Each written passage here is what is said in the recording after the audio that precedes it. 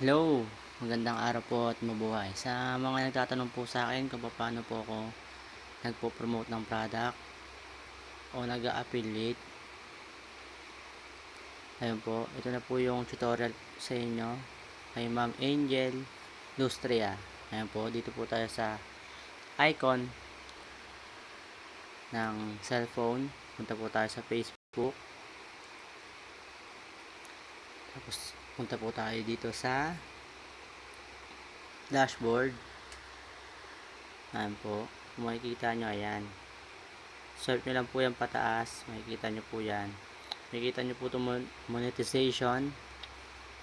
Apat po yan, payout, stars, affiliate, partnership ads. Kung wala pa po kayo ng mga yan, hindi po kayo makakapag-promote ng product.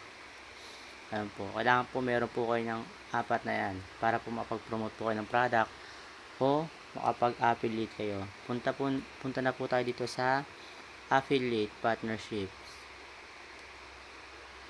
Ayan, makikita nyo po yan. Kung meron po dyan, i-up nyo po yan. Ayan po. Yung affiliate program ko po, naka-connect po siya sa Shopee. Naka-sign up po ko sa Shopee. Tignan po natin. Manage account. Ayan po. Kailangan po naka-connect po kayo sa Shopee bago po kayo mag-promote ng product. Ayan po. Ayan, kung makikita nyo po, ayan. Mas back tayo. Ayan po, naka-connected ako sa Shopee. Tapos, tignan po natin yung mga product na meron ako na binibigay ni Meta. Ayan. Ayan po yung mga product sa akin. Ayan po. Ayan po silang lahat. Kaya po kung mapapansin ninyo, yung mga video ko po, meron pong mga product sa ibabaw ng pangalan ko. Yung link po at sa comment section. Ayan po sila. Ayan po yung favorites na makikita nyo sa akin. Ayan. Ayan po.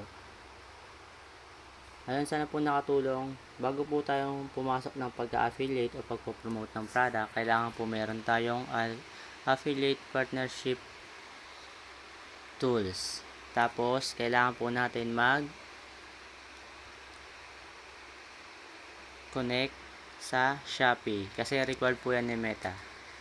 Ayan po, sana po nakatulong sa nagtanong kay Ma'am Angel Lustria Magbanwa. Ayan ma'am, maraming salamat po sa mga panood. Thank you for watching guys.